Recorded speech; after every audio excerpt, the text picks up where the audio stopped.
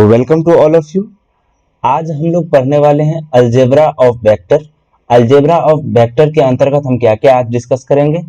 Addition of vector पढ़ेंगे, then subtraction और multiplication of vector पर भी हम बात करेंगे। ठीक है, पिछले लेक्चर में हमने देखा था कि जो स्केलर क्वांटिटी होता है उसको हम सिंपली ऐड कर देते हैं, सिंपल एडिशन करते हैं उसके लिए, जबकि जो अपना वेक्टर क्वांटिटी होता है उसको हम सिंपली ऐड नहीं कर सकते हैं। ठीक है, तो जब सिंपली ऐड नहीं कर सकते हैं तो कैसे ऐड करेंगे, तो इसके लिए हम लोग सीखते हैं एडिशन ऑफ वेक्टर को।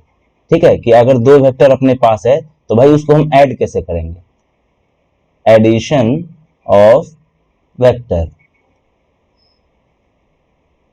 हेडिंग लगा लीजिए, एडिशन ऑफ वेक्टर। चलिए, एडिशन ऑफ वेक्टर, जैसे मान लीजिए कोई आपके पास एक वेक्टर है, ये इधर की तरफ है, मान लेते हैं ये वेक्टर ए है, वेक्टर ए। दूसरा कोई वेक्टर है जो इस तरीके से है, ये आपका है वेक्टर बी। मान लेते हैं ये दोनों के बीच में कुछ एंगल भी है, ये थीटा है। ठीक है, अब अगर हमें ए और बी को क्या करना है, ऐड करना है, ए और बी को ऐड करना है, तो एडिशन के लिए भी हम दो लॉ लगाते हैं। ठीक है, एडिशन ऑफ वेक्टर में भी हम दो लॉ पढ़ते हैं। एक हम लोग पढ़ते हैं parallelogram law of addition, parallelogram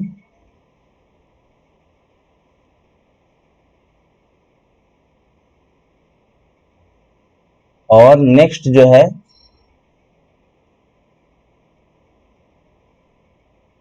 triangle law.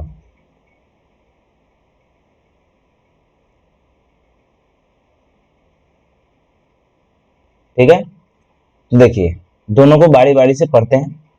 जैसे मान लीजिए आपके पास ये दो वेक्टर था, ए और बी।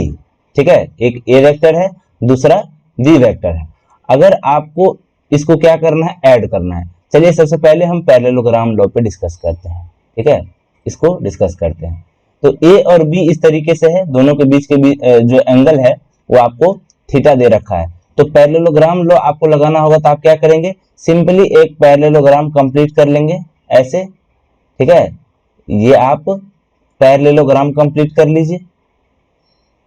ठीक है, तो जब आप पैरेललोग्राम कंप्लीट कर देंगे तो ये पैरेललोग्राम का जो ये डायगोनल बनेगा, ठीक है, ये जो डायगोनल बनेगा वो आपको इस दोनों वेक्टर का जो रिजल्टेंट होगा उसको आपको रिप्रेजेंट करता है। ठीक है, तो ये जो डायगोनल होगा इस पैरेललोग्राम का वो होगा आर। ठीक है, इन दोनों वेक्टर का रिजल्टेंट, यानी कि आर अगर बात करें तो ये इसको हम बोल सकते हैं क्या, ए प्लस बी जो है, आर इक्वल टू यहाँ पे लिख सकते हैं ए प्लस बी वेक्टर को ये रिप्रेजेंट करेगा जो इसका डायगोनल होगा। ठीक है, कितना होगा ये रिजल्टेंट वो अभी नेक्स्ट देखेंगे, पहले बस जान लेते हैं कि पैरेललोग्राम में हम क्या करते हैं और ट्रायंगल लॉ ऑफ एडिशन में हम क्या करते हैं। तो पैरेललोग्राम लॉ ऑफ एडिशन में हमने देखा कि दो वेक्टर है।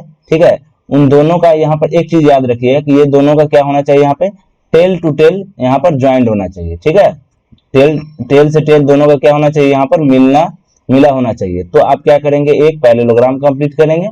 ठीक है, और उस पैरेललोग्राम का ये जो डायगोनल होगा वो इस दोनों वेक्टर का रिजल्टेंट देगा आपको। ठीक है, next triangle law of addition, इसी में नेक्स्ट देखिए ट्रायंगल लॉ ऑफ एडिशन। ये ट्रायंगल लॉ ऑफ एडिशन में क्या करेंगे हम लोग, तो देखिए ट्रायंगल लॉ ऑफ एडिशन के लिए क्या होना चाहिए, इसका भी कंडीशन है कि कोई एक वेक्टर आपको ऐसे दिया है ए, ठीक है, और दूसरा वेक्टर ऐसे दिया है बी, यानी कि सेम ऑर्डर में। ठीक है, मतलब ए ऐसे है तो ए के हेड पे जो बी का है वो क्या होना चाहिए, टेल होना चाहिए। जबकि हम पैरेललोग्राम लॉ ऑफ एडिशन में क्या देखे थे कि दोनों का टेल ज्वाइन होना चाहिए, है ना। जबकि यहाँ पर क्या है कि एक के हेड पर दूसरे का टेल हो, यानी कि सेम ऑर्डर में अगर दो वेक्टर हो तो इस दोनों वेक्टर का जो रिजल्टेंट होगा वो आपको अपोजिट ऑर्डर में हो जाएगा कुछ इस तरीके से, ठीक है।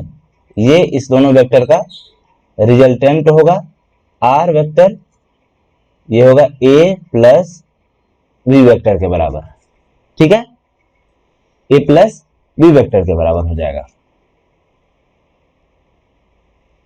तो अब इसका रिजल्टेंट निकालना हम सीखते हैं, इस दो वेक्टर का रिजल्टेंट निकालना हम सीखते हैं। जैसे पैरेललोग्राम लॉ ऑफ एडिशन में हम देखे थे कि ये एक ए वेक्टर है, ये आपका दूसरा बी वेक्टर है, दोनों के बीच का ये एंगल आपको थीटा दे रखा है, ठीक है। अब आपको अगर ए और बी को क्या करना है, ऐड करना है, ठीक है। तो या तो आप पैरेललोग्राम लॉ से ऐड कर सकते हैं या फिर ट्रायंगल लॉ से भी ऐड कर सकते हैं। इसी को आप ट्रायंगल लॉ से ऐड करेंगे तो क्या करेंगे आप, ये जो ए वेक्टर था अपना, ठीक है, इसी ए वेक्टर के हेड पर ये जो बी है इसको शिफ्ट करके यहां ले आएंगे ऐसे, ठीक है। तो ये जो होगा, दूसरा कलर से मैं दिखाता हूं आपको, ये जो होगा आपका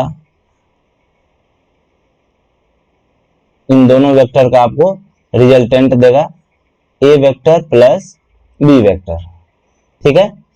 तो चूंकि ये एंगल दोनों के बीच का कितना था, थीटा, तो आप ए को थोड़ा सा एक्सटेंड करेंगे ऐसे, ठीक है, ए को एक्सटेंड करेंगे तो ये एंगल भी कितना होगा, ये थीटा होगा। इस एंगल को भी आप क्या लिख सकते हैं, थीटा लिख सकते हैं। चलिए अब हम रिजल्टेंट निकालते हैं, ए और बी का रिजल्टेंट निकालते हैं। जैसे ये ए था, ये आपका बी था, ठीक है। तो ए और बी का अगर हम रिजल्टेंट निकालना चाहे तो कैसे निकालेंगे, देख लीजिए। जैसे ये बी का इस पे आप परपेंडिकुलर डाल दीजिए, ठीक है, ये परपेंडिकुलर आप डाल दीजिए। तो ये था ए और बी का जो इस पे कंपोनेंट आएगा वो कितना आएगा, देख लीजिए। ये एक ट्रायंगल बन रहा है यहां पर, ये आपका ट्रायंगल बन रहा है जिसमें ये थीटा है, ठीक है, ये आपका थीटा है और ये आपको बी दे रखा है, ठीक है। तो आप ये निकाल सकते हैं कितना होगा, कैसे निकालेंगे, cos थीटा लगाइए आप। तो cos थीटा लगाएंगे तो ये थीटा के सामने ये तो p हो गया, ये आपका b है, जिसको आप बेस बोल सकते हैं क्योंकि बी में कंफ्यूजन हो जाएगा, ठीक है। तो cos थीटा क्या लिखेंगे, दिस अपॉन ये b, ठीक है। इसको ये अपने को निकालना है, मान लेते हैं इसको x, तो x अपॉन ये जो आपका b है, तो ये x कितना हो जाएगा, b cos थीटा के बराबर, यानी कि ये कितना हो जाएगा आपका, इस पे कंपोनेंट इसका b cos थीटा, ठीक है। उसी तरीके से अगर ये वाला आप निकालना चाहेंगे तो ये आपका आएगा b sin theta, sin theta equal to लगा लीजिएगा तो ये b sin थीटा बन जाएगा, ठीक है।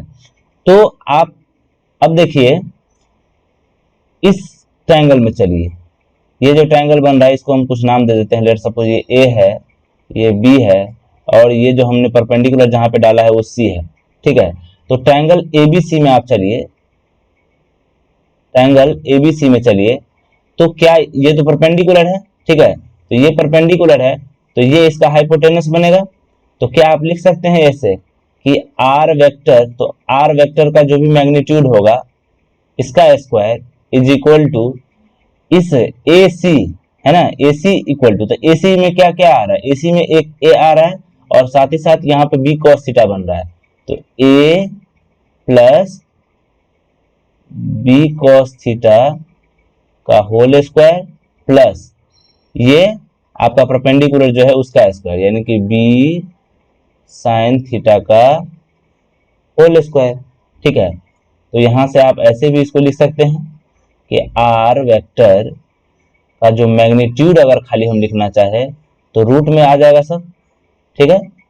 r वेक्टर का खाली अगर मैग्नीट्यूड लिखना चाहे तो ये जितना भी काम है सब चल जाएगा उस साइड रूट में, तो ये हो जाएगा a plus b cos theta का whole square plus b sin theta का होल स्क्वायर, ठीक है। इसको सॉल्व करिए ये हो जाएगा ए प्लस बी का होल स्क्वायर, इसको सॉल्व करिएगा तो ये A square plus B square sine square theta और प्लस 2ab कॉस थीटा, और साथ ही साथ इधर जो है ये हो जाएगा B square sine square theta. ठीक है, तो यहां पर आप देख लीजिएगा कि ये B square sine square theta और बी स्क्वायर, ये साइन स्क्वायर थीटा नहीं सॉरी, यहाँ पर कॉस स्क्वायर थीटा बनेगा। ये जो टर्म है ये जो है यहाँ पर कॉस का चूंकि हम स्क्वायर कर रहे हैं तो ये बनेगा B square cos square theta.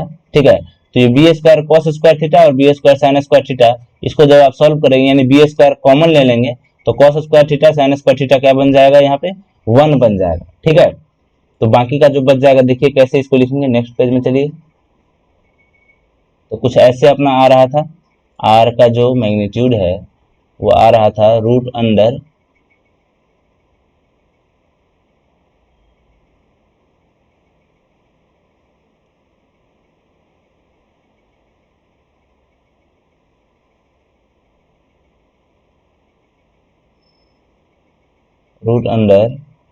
ए स्क्वायर प्लस ये बी स्क्वायर को कॉमन ले लेंगे तो ये बन जाएगा cos square theta plus sign square theta. ठीक है, और साथ ही साथ ये बन जाएगा 2ab cos थीटा, तो ये है ही। ठीक है, तो अब आप इसको क्या लिख सकते हैं, cos square theta sine square theta आप 1 हो जाएगा ये, है ना। तो A square plus B square plus 2ab cos theta. ठीक है, तो ये उन दोनों वेक्टर का क्या आया, रिजल्टेंट आया। रिजल्टेंट वेक्टर का मैग्नीट्यूड है, जैसे कोई वेक्टर ये ए रहेगा, दूसरा वेक्टर ये आपका बी रहेगा, तो इन दोनों का जो ये रिजल्टेंट बनेगा आर वेक्टर, ठीक है, इस आर वेक्टर का मैग्नीट्यूड कितना आ जाएगा, तो वो हमने अभी देखा कि A square plus B square plus 2ab cos theta. तो यहाँ पर ए बी जो खाली आप लिख रहे हैं ए स्क्वायर बी स्क्वायर, तो ए क्या है, ए है इस ए वेक्टर का मैग्नीट्यूड है। ठीक है, ए वेक्टर का मैग्नीट्यूड, बी वेक्टर का मैग्नीट्यूड का square plus 2ab cos theta. ठीक है, तो ये चीज है। यहां पर आप एक काम और कर सकते हैं, जैसे आपने देखा था ये क्या था, थीटा था, ए को हम जब एक्सटेंड किए थे तो ये आपका थीटा था। तो रिजल्टेंट वेक्टर जैसे मान लीजिए ये है, ये आपका आर वेक्टर है। मान लेते हैं कि आप दूसरा चीज ये आपसे पूछा जाता है कि रिजल्टेंट वेक्टर का इस ए वेक्टर के साथ एंगल, ठीक है, कि ए वेक्टर से कितना एंगल पर रिजल्टेंट वेक्टर आया है। तो मान लेते हैं ये अल्फा एंगल पे है इस ए वेक्टर से, तो आपको इस अल्फा के बारे में बात करना है। तो चूंकि हम ये अभी निकाले थे तुरंत, ये वाला कंपोनेंट कितना होता है, बी साइन थीटा आया था, और नीचे वाला जो ये आया था वो बी कॉस थीटा आया था। ठीक है, तो यहाँ से टेन अल्फा अगर आप लिखना चाहेंगे तो लिख सकते हैं क्या, आप देखिए तो टेन अल्फा अगर आप लिखना चाहे तो पी बाई बी, तो इसके सामने तो देखिए पी बी साइन थीटा बनेगा, तो B sine theta whole divided by ये हो जाएगा, ये तो पी हो गया, बट्टा में ये बी कर दीजिए, तो बी क्या है, ये ए, इतना है ए और इतना है ये बी कॉस थीटा। तो आप पूरा क्या लिखेंगे, ए प्लस बी कॉस थीटा। हम किस ट्रायंगल में बात कर रहे हैं, ये ट्रायंगल जो अपना बन रहा है, ये ट्रायंगल, ठीक है, यहां से ये जो ट्रायंगल बन रहा है, तो इस ट्रायंगल के लिए जो बी बनेगा दिस, तो यानी कि ए इतना, यहां से यहां का लेंथ है ए और यहां से यहां का लेंथ बन जाएगा बी कॉस थीटा। ठीक है, तो ए प्लस बी कॉस थीटा, तो ये टेन अल्फा भी आप यहां से निकाल सकते हैं। अगर अल्फा की बात करें तो यहां से आप टेन को उस तरफ कर देंगे तो ये टेन इनवर्स बन जाएगा, और ये बन जाएगा B sine theta whole divided by A plus B cos theta. ठीक है, तो जैसे देख लीजिए अब इसका कुछ एग्जांपल, एडिशन ऑफ वेक्टर को कैसे इस्तेमाल करेंगे। अच्छा, एक चीज यहाँ पर और नोट कर लीजिए आप, जैसे रिजल्टेंट हमने दो वेक्टर का देख लिया, A square plus B square plus 2ab cos theta. ठीक है, अब यहाँ पर थीटा पर कुछ हम कंडीशन लगाते हैं, जैसे मान लीजिए कि अगर ए और बी के बीच का एंगल क्या हो जाए, थीटा बराबर 0 डिग्री हो जाए। ठीक है, 0 डिग्री हो जाए मतलब आपको मैंने बताया था कि दो वेक्टर क्या हो जाए, पैरेलल हो जाए। ठीक है। तो उस केस में हम रिजल्टेंट मैग्नीट्यूड डायरेक्ट लिख सकते हैं, इतना करने की जरूरत नहीं है। अभी बस इसमें थीटा जीरो पुट करके देखेंगे, बाद में पुट करके देखने की जरूरत नहीं है। तो क्या करेंगे, थीटा जीरो इसमें पुट करेंगे तो आर वेक्टर का जो मैग्नीट्यूड आपको मिलेगा वो कितना मिल जाएगा, देख लीजिए निकाल के।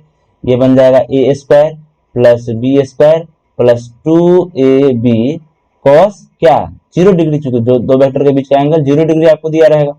तो ये हो जाएगा, क्या हो जाएगा देख लीजिए, A square plus B square plus 2ab cos 0 एक हो जाएगा, है ना। तो ये हो जाएगा सिंपली 2ab के बराबर। तो A square plus B square plus 2ab यानी कि ये ए प्लस बी का होल स्क्वायर अंदर में बन जाएगा, ठीक है। ए प्लस बी का होल स्क्वायर अंदर में ये बन जाएगा, ए प्लस बी का होल स्क्वायर। तो सिंपली इसको क्या हम ए प्लस बी लिख सकते हैं, स्क्वायर रूट कैंसिल हो जाएगा। तो यानी कि जब भी दो पैरेलल वेक्टर अपने पास आएगा तो उसका मैग्नीट्यूड हम सिंपली ऐसे डायरेक्ट लिख देंगे, दोनों वेक्टर को जोड़ देंगे, ए वेक्टर प्लस बी वेक्टर, है ना। ए वेक्टर का मैग्नीट्यूड ऐड करेंगे चूंकि, ठीक है। ए वेक्टर का मैग्नीट्यूड और बी वेक्टर का मैग्नीट्यूड दोनों को क्या कर देंगे, सिंपली ऐड कर देंगे, तो वो रिजल्टेंट मैग्नीट्यूड दे देगा। सेकेंड कंडीशन इसी में है कि अगर थीटा बराबर क्या हो जाए 180 डिग्री हो जाए, ठीक है, यानी कि दो वेक्टर किस में डायरेक्शन में हो, अपोजिट डायरेक्शन में हो जाए, तो उसके लिए वही आप क्या करेंगे, थीटा 180 यहाँ पर रख देंगे, थीटा बराबर इसी फॉर्मूले में यहाँ पर cos 180 जाके रख देंगे, ठीक है। तो cos 180 -1 हो जाएगा, तो -1 हो जाएगा तो ये अंदर में a माइनस बी का होल स्क्वायर बन जाएगा। तो a माइनस बी का होल स्क्वायर बनने के बाद में जो आप रिजल्टेंट इसका लिख देंगे, डायरेक्ट आप लिखेंगे a वेक्टर का मैग्नीट्यूड और माइनस कर देंगे v वेक्टर का मैग्नीट्यूड, यानी कि दो वेक्टर जब भी अपोजिट डायरेक्शन में हो तो आप डायरेक्ट उसका मैग्नीट्यूड ऐसे लिख सकते हैं। थर्ड नंबर केस इसी का बनाते हैं कि अगर थीटा क्या हो जाए 90 डिग्री हो जाए, दो वेक्टर कितना एंगल पे हो, 90 डिग्री पे हो। ये कंडीशन आप अच्छे से याद रखिए, सबसे ज्यादा इस्तेमाल होने वाला कंडीशन, कि जब दो वेक्टर 90 डिग्री पे हो तो उसको हम कैसे ऐड करते हैं, ठीक है। अगर 90 डिग्री पे हो जाए तो आप कैसे रिजल्टेंट निकालेंगे इसका, देख लीजिए। आर का जो आप मैग्नीट्यूड लिखेंगे तो बस सेम चीज रहेगा, A square plus B square plus 2ab cos 90 आप लिखेंगे, तो कॉस 90 डिग्री, तो ये तो जीरो हो जाएगा, यानी कि ये पूरा का पूरा टर्म क्या हो गया, जीरो। तो आर वेक्टर का मैग्नीट्यूड जो लिखा जाएगा वो सिंपली क्या हो जाएगा, ए का स्क्वायर और प्लस बी का स्क्वायर। यानी कि जब भी दो वेक्टर, यहां से क्या देखने को मिला कि जब भी दो वेक्टर, यहां से आप इसके नीचे लिखिएगा, ठीक है। जैसे मान लीजिए एक वेक्टर है ए इस डायरेक्शन में है और दूसरा वेक्टर है जो बी है वो इस डायरेक्शन में है। आप देख रहे हैं कि दोनों के बीच का एंगल कितना है, 90 डिग्री है, ठीक है। इन दोनों के बीच का एंगल कितना है, 90 डिग्री है।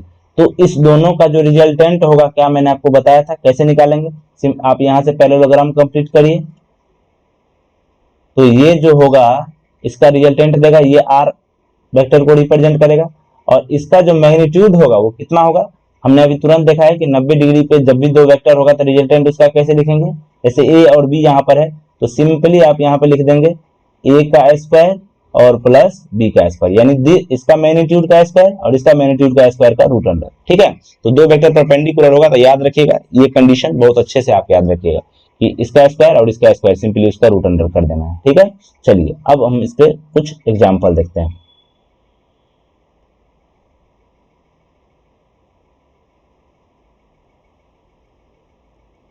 जैसे मान लीजिए, देखिए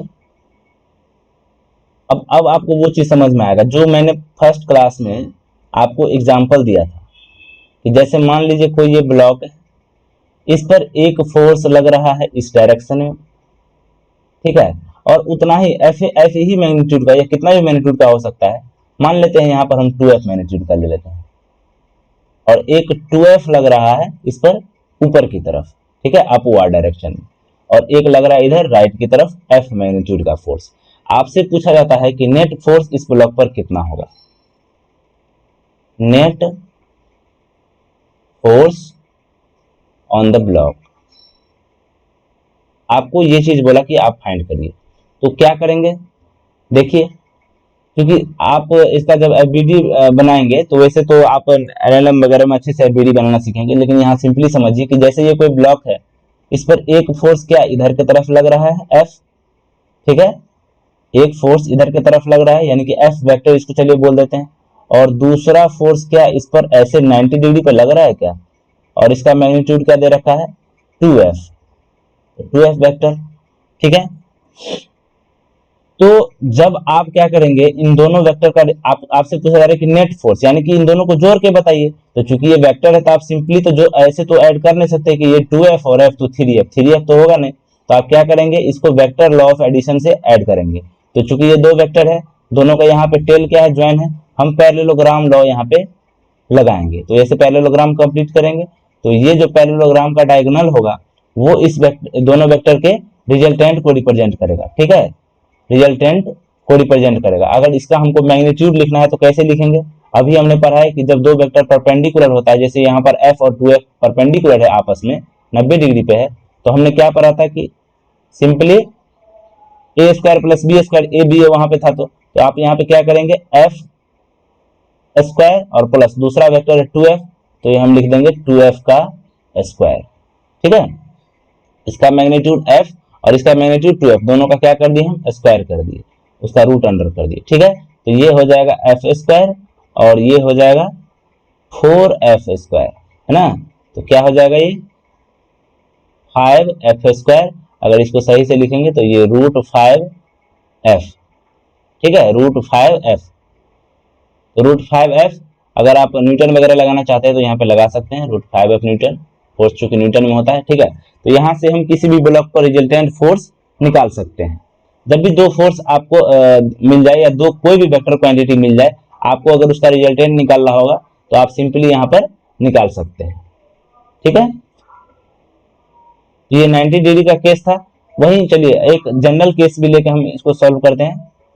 नेक्स्ट क्वेश्चन एक और देखिए, जैसे मान लीजिए कोई वेक्टर आपको ऐसे दे दिया है, या यूं समझिए कि ये एक f है और दूसरा एक और f है, लेकिन इन दोनों के बीच का जो एंगल है इस बार 90 डिग्री नहीं है, मान लेते हैं कि आपको 30 डिग्री दे दिया। अब आपसे पूछता है, ठीक है, अब आपसे पूछता है कि नेट f बताइए, नेट f आप बताइए कितना होगा। ठीक है, यानी कि इन दोनों का आपको रिजल्टेंट पूछा जा रहा है, तो रिजल्टेंट आपको पूछा जा रहा है तो आप छोड़िए, जनरल फॉर्मूला लगाइए कि आर वेक्टर, इसका जो भी रिजल्टेंट होगा, मान लीजिए ऐसे हम पैरेललोग्राम कंप्लीट किए तो ये कुछ इसका रिजल्टेंट बनेगा, इसका रिजल्टेंट ऐसे बनेगा, ये आर वेक्टर का मैग्नीट्यूड। तो आर वेक्टर का मैग्नीट्यूड हम कैसे लिखते हैं, हमने पढ़ा है A square plus B square plus 2ab cos theta, तो यहाँ पर ए वेक्टर यानी कि F square plus F square plus 2f f, तो 2f स्क्वायर हो जाएगा, और ये कॉस थीटा, थीटा कितना दिया हुआ है यहाँ पर 30 डिग्री दिया हुआ है क्या, तो चलिए इसको सॉल्व करिए। एफ स्क्वायर यहाँ पे क्या हो जाएगा 2f स्क्वायर, है ना, और plus 2f square into cos 30, cos 30 हो जाएगा रूट 3/2 के बराबर, तो यहां से ये 2 से 2 गया कैंसिल। ठीक है, तो ये रूट के अंदर कितना हो जाएगा 2f स्क्वायर और ये root 3f square, f square plus root 3f square, f square common ले लीजिए, बाकी अब ये इसके आगे क्या है सॉल्व करने की बात है, तो आप इसको सिंपली सॉल्व कर सकते हैं। बस मैंने आपको एग्जांपल दे दिया है कि कैसे ऐड कर सकते हैं। ठीक है, 30 डिग्री हो 60 डिग्री हो, यानी कि कुछ भी जनरल एंगल आपको यहाँ पर दिया जा सकता है। ठीक है, तो आप उसको सिंपली ये जो आपका जनरल फॉर्मूला था उससे आप इसको सॉल्व करेंगे। चलिए तो ये हो गया। अब देखिए अगर हमको सब्सट्रैक्शन ऑफ वेक्टर करना है, अगर दो वेक्टर को क्या करना है सब्सट्रैक्ट करना है, तो कैसे करेंगे, सब्सट्रैक्शन ऑफ वेक्टर, कैसे हम दो वेक्टर को सब्ट्रैक्ट कर सकते हैं। आइए, जैसे मान लीजिए एक वेक्टर इधर ए है, दूसरा वेक्टर इधर आपको बी दिया हुआ है, दोनों के बीच का एंगल ये थीटा है। ठीक है, आपको सब्ट्रैक्शन ऑफ वेक्टर यानी कि क्या निकालना है आपको, a माइनस बी के बारे में बात करना है कि ये कितना होगा, ये a माइनस बी वेक्टर कितना होगा, ये आपको फाइंड करना है। तो अभी हमने सीखा है कि a वेक्टर अगर इस तरीके से हो और b वेक्टर इस तरीके से हो, दोनों के बीच का एंगल थीटा हो, तो हम इसका जो है एडिशन करके रिजल्टेंट तो इजीली फाइंड कर सकते हैं।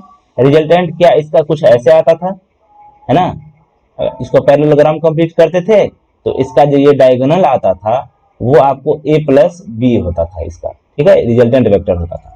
लेकिन इस बार हमको क्या बोला गया कि आप सब्ट्रैक्ट करें, यानी कि a में से b को क्या करें, घटाना है, ठीक है।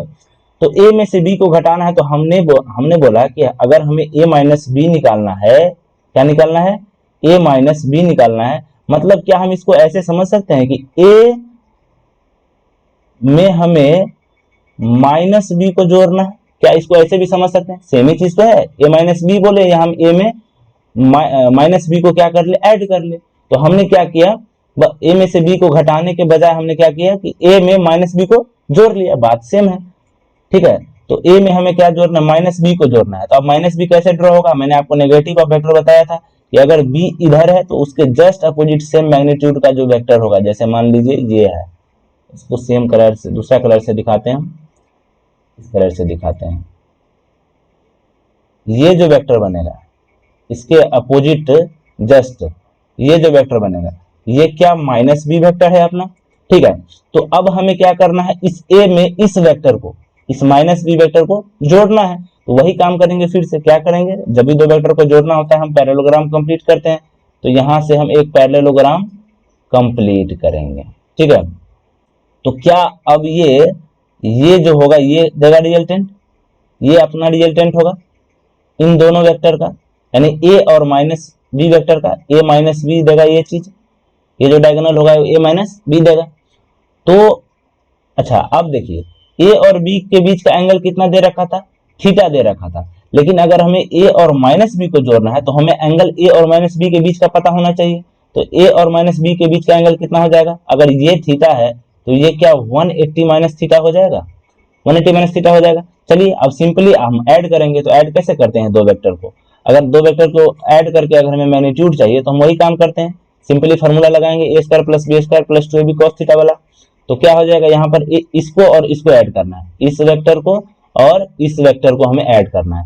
तो चलिए ए स्क्वायर यानी कि ये ए स्क्वायर, ए के मैग्नीट्यूड का स्क्वायर, तो ये ए स्क्वायर प्लस ये माइनस बी का जो मैग्नीट्यूड है उसका स्क्वायर लिखना है। तो माइनस बी वेक्टर है, इसका मैग्नीट्यूड क्या हो जाएगा, ये भी तो बी ही होगा, क्योंकि मॉड के अंदर से निकलेगा तो ये क्या हो जाएगा, प्लस हो जाएगा, तो ये बी ही होगा इसका भी, तो ये हो जाएगा बी स्क्वायर और प्लस करना है फिर 2ab cos, दोनों के बीच का एंगल थीटा है क्या, ए और माइनस बी के बीच का थीटा नहीं है, यहाँ पे 180 माइनस थीटा है, ठीक है। तो यहाँ पर जो ये बन जाएगा कितना बनेगा, A square plus B square plus 2ab into cos 180 minus theta. क्या आपको निकालना आता है ये 180 माइनस थीटा कैसे निकालते हैं, मैथमेटिक्स का पार्ट है, थोड़ा सा देख लीजिए, जो नीट वाले हैं उसको थोड़ा सा हो सकता है दिक्कत हो जाए। देखिए कैसे निकालते हैं, जैसे ये है 0 डिग्री 90 डिग्री 180 270, ठीक है, यहाँ पर 360 भी आता है। तो कैसे निकालते हैं, cos 180 माइनस थीटा करना है, यानी कि 180 माइनस थीटा किस क्वाड्रेंट में जाएगा, इसमें आएगा क्या, इस क्वाड्रेंट में आएगा ये cos 180 माइनस थीटा, ठीक है। इस क्वाड्रेंट में अगर बात करें, यानी कि cos 180 माइनस थीटा किस में चल गया, सेकंड क्वाड्रेंट में। सेकंड क्वाड्रेंट में क्या होता है, सेकंड क्वाड्रेंट में cos क्या होता है, नेगेटिव, ठीक है। और 180 के साथ जब भी हम करते हैं तो ये cos ही रह जाता है, ठीक है। तो ये हो जाएगा, आप इसका वैल्यू डायरेक्ट वैसे भी याद रख सकते हैं, -1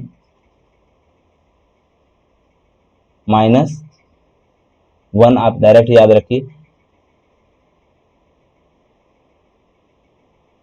ए स्क्वायर प्लस बी स्क्वायर और ये आ जाएगा -2ab -1 मैंने लिख दिया, सॉरी, ये माइनस थीटा हो जाएगा, ठीक है, क्योंकि नेगेटिव बन रहा था, है ना, सेकंड क्वाड्रेंट में जाने के बाद में cos नेगेटिव हो जा रहा था, यहाँ पर क्या करें, माइनस थीटा कर दीजिए। तो माइनस थीटा करेंगे तो ये क्या हो जाएगा, माइनस थीटा बोल रहे हैं, सॉरी, माइनस cos थीटा,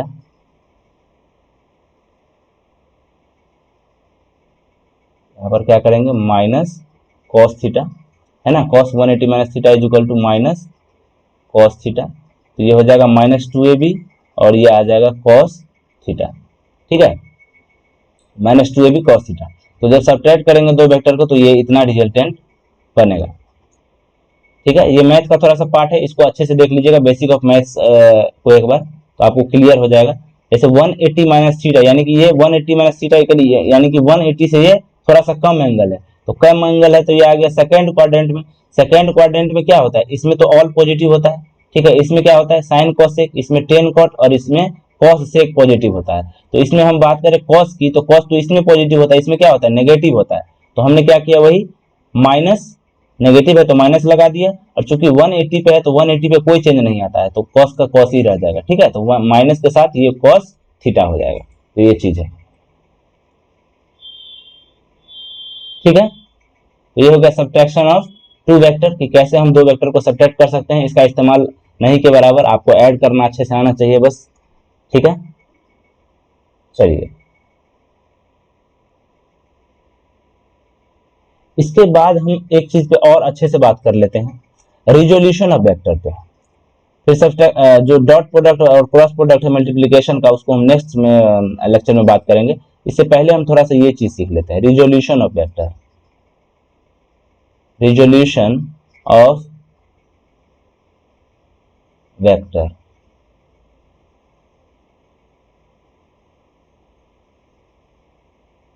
यानी कि दो वेक्टर को आप रिजॉल्व कैसे करेंगे, ठीक है। चलिए रिजोल्यूशन ऑफ वेक्टर के अंदर ही मैं आपको एक चीज और बता देता हूं, कि जैसे मान लीजिए ये एक्स एक्सिस है, ये वाई एक्सिस है और ये अपना जेड एक्सिस है, ठीक है। तो हमने यूनिट वेक्टर पढ़ा था, ठीक है, यूनिट वेक्टर किसको रिप्रेजेंट करता था, डायरेक्शन को।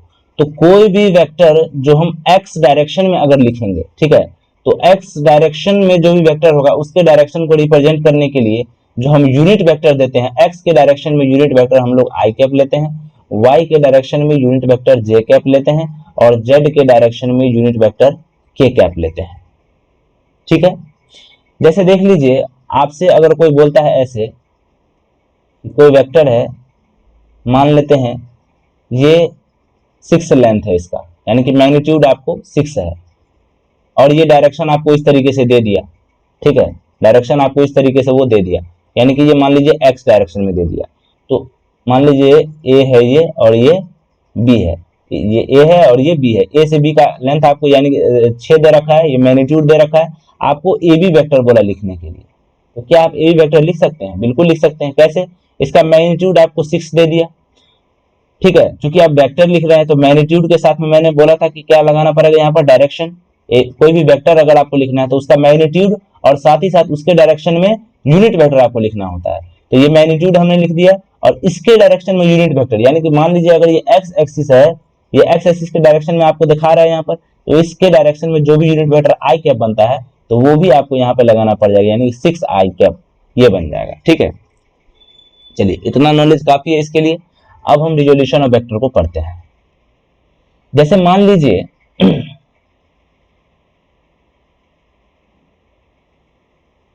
ये एक्स एक्सिस है और ये आपका वाई एक्सिस है।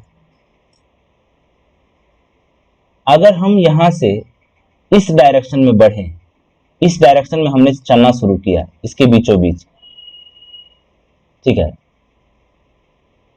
इस डायरेक्शन में, तो अगर हम क्या इस डायरेक्शन में बढ़ रहे हैं तो आप ऐसा बोल सकते हैं क्या कि हम इस एक्स एक्सिस की तरफ भी बढ़ रहे हैं और वाई एक्सिस की तरफ भी बढ़ रहे हैं, ठीक है। जैसे मान लीजिए कोई भी पार्टिकल है, अगर मान लेते हैं कि ये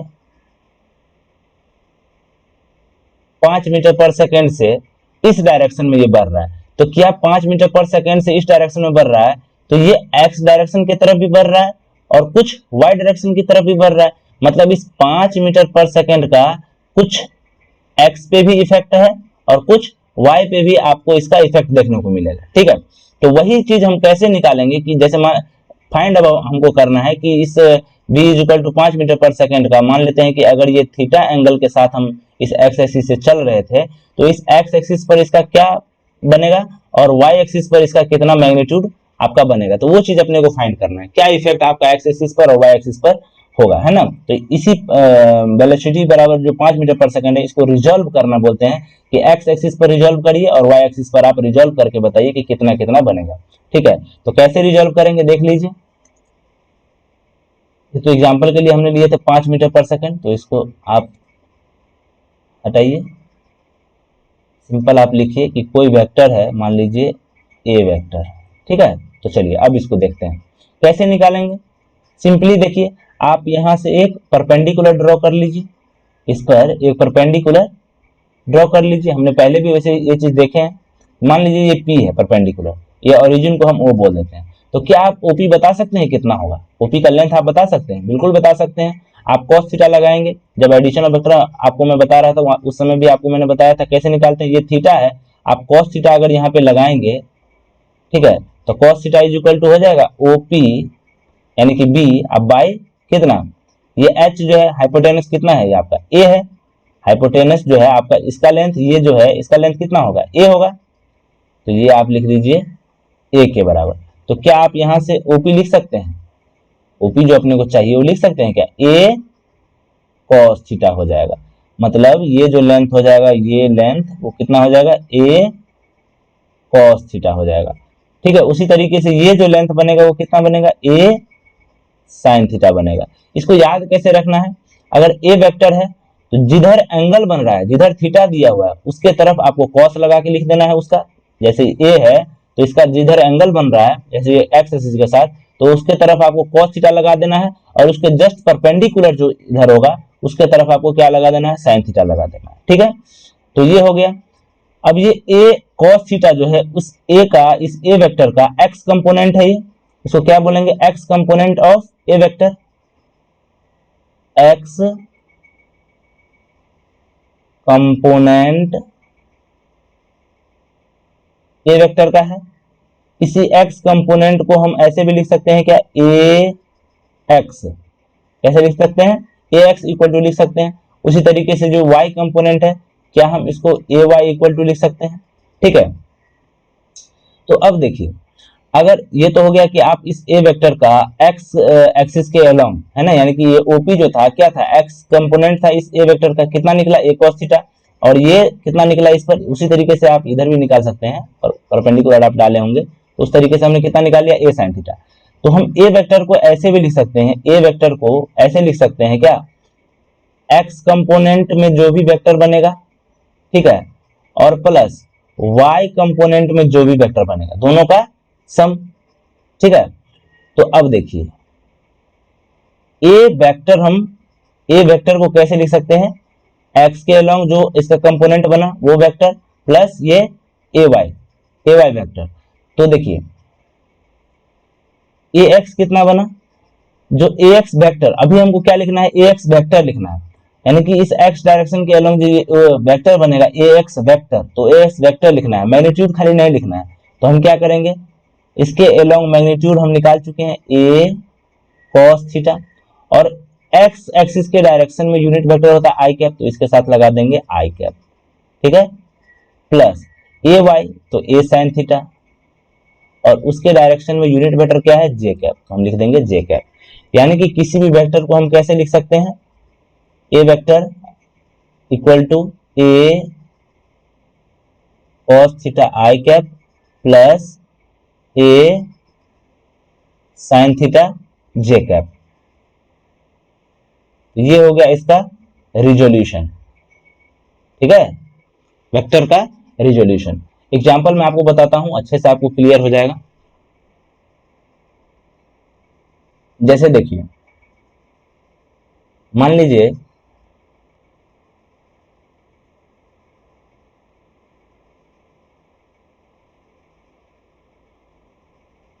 ये एक्स एक्सिस है, ये वाई एक्सिस है, कोई फोर्स है F इक्वल टू 5 न्यूटन का, जो इस एक्स एक्सिस से 30 डिग्री पर एक्ट कर रहा है। तो आपको बताना है कि ए एक्स कितना होगा और ए वाई कितना होगा। साथ ही साथ आपको एफ वेक्टर को रिजॉल्व करके भी लिखना है कि कितना कितना ये बनेगा। ठीक है, देखिए कैसे निकालेंगे, क्या करेंगे हम लोग। ये चूंकि 30 डिग्री दिया हुआ है तो मैंने आपको बताया था कि इसका जो इस पर जो कंपोनेंट बनेगा ए एक्स इक्वल टू, है ना, एक्स एक्सिस पर, कैसे निकालेंगे, जिधर एंगल बन रहा है उसके तरफ कॉस लगा के लिख देना है, यानी कि इस एफ का इधर की तरफ जो कंपोनेंट बनेगा एफ कॉस 30 डिग्री बनेगा। क्या बनेगा इधर, एफ कॉस 30, यानी कि 5 इसका मैग्नीट्यूड है तो ये बन जाएगा 5 कॉस 30 डिग्री, है ना। इसको आप सॉल्व कर लीजिए तो 5 cos 30 हो जाएगा 5 इंटू √3/2, यानी कि 5√3/2 इसका इधर की तरफ कंपोनेंट बनेगा। उसी तरीके से इधर अगर कंपोनेंट लिखना चाहे तो कैसे लिखेंगे, ये इधर के वाला जो बनेगा वो 5 sin 30 बनेगा। ठीक है, इसको हम क्या बोलेंगे, ए वाई बोलेंगे। 5 sin 30 यानी कि 5 इंटू 1/2, ये 5/2 बना। ठीक है, तो ए एक्स और ए वाई तो हमने लिख लिया। ए एक्स कितना आया अपना 5√3/2 के बराबर, ए वाई कितना आया 5/2 के बराबर। अब है कि इस एफ को, है ना, ये एफ वेक्टर जो था इसको हमको लिखना है वेक्टर के फॉर्म में। तो मैंने आपको बताया था कि एक्स पे जो भी उसका बन रहा है, जैसे ए एक्स बन रहा है उसके साथ डायरेक्शन भी लगाना पड़ेगा ए एक्स आई कैप, और साथ ही साथ जैसे वाई में है तो इसके साथ भी इसका डायरेक्शन भी लगाना पड़ेगा जे कैप, क्योंकि हम वेक्टर लिख रहे हैं। देखिए ध्यान, इस चीज का ध्यान रखिएगा, वेक्टर जब भी लिख रहे हैं तो उसके साथ यहाँ मैग्नीट्यूड डायरेक्शन, जैसे मान लीजिए एक्स के साथ एक्स पर जो इसका कंपोनेंट था एक्स, तो वो कंपोनेंट और साथ ही साथ इसका यूनिट वेक्टर, वाई पे जो भी कंपोनेंट था वो साथ ही साथ इसका यूनिट वेक्टर। ठीक है, तो ए एक्स कितना आया, ए एक्स आपका आ गया 5√3/2 और ये आई कैप लगा दीजिए, प्लस ए वाई कितना था 5/2 और ये जे कैप लगा दीजिए। ये चीज आपसे पूछा जाता है। एक क्वेश्चन और देखिए, जैसे मान लीजिए इस पर ये कोई ब्लॉक रखा हुआ है, ये इंक्लाइन प्लेन है, यहां से ये थीटा एंगल बना रहा है और ये एम मास का कोई इस पर ब्लॉक रखा हुआ है। ठीक है, अब आपको जब ये ब्लॉक इस इंक्लाइन प्लेन पर होगा तो क्या इस पर डाउनवर्ड ये mg लग रहा होगा, है ना। अगर m मास का कोई इस पर ऑब्जेक्ट रखा हुआ है इस इंक्लाइन प्लेन पर तो नीचे की तरफ उसको mg फोर्स लग रहा होगा। तो इस mg का अगर आपको कंपोनेंट ब्रेक करना है, एक इस डायरेक्शन में और एक इस डायरेक्शन में, तो आप कर सकते हैं क्या। ठीक है, रिजोल्यूशन ऑफ वेक्टर का इस्तेमाल करके आप बता सकते हैं कि इधर की तरफ कितना इसका कंपोनेंट बनेगा और इधर की तरफ कितना कंपोनेंट बनेगा। ये अगर थीटा है तो ज्योमेट्री के हिसाब से आप देखेंगे तो ये क्या बन जाएगा, ये भी आपका थीटा बनेगा। ठीक है, तो अगर आपको एक बार पता चल गया कि ये mg है और इसके साथ ये बना रहा है थीटा, है ना, तो मैंने क्या बोला था, जिधर थीटा उधर कॉस लगा दीजिए, तो इस mg का इधर क्या बन जाएगा, mg कॉस थीटा बन जाएगा, और इधर की तरफ जिधर उसके जस्ट परपेंडिकुलर डायरेक्शन में क्या हो जाएगा, ये mg sin थीटा हो जाएगा। तो क्या आप यहां से लिख सकते हैं, इसका बहुत इस्तेमाल होगा जब हम लोग एनएलएम पढ़ेंगे, है ना, तो वहां पर ऐसे ही ब्लॉक वगैरह रहेंगे इंक्लाइन प्लेन पर, उसका हमको क्या करना होगा, रिजॉल्व करके अलग अलग डायरेक्शन में हमें फोर्स निकालना पड़ेगा, तो वहां पर हम इसका बहुत इंपॉर्टेंट इस्तेमाल देखेंगे। तो थैंक यू, और हम आगे बात करेंगे मल्टीप्लीकेशन ऑफ वेक्टर पे नेक्स्ट वीडियो में।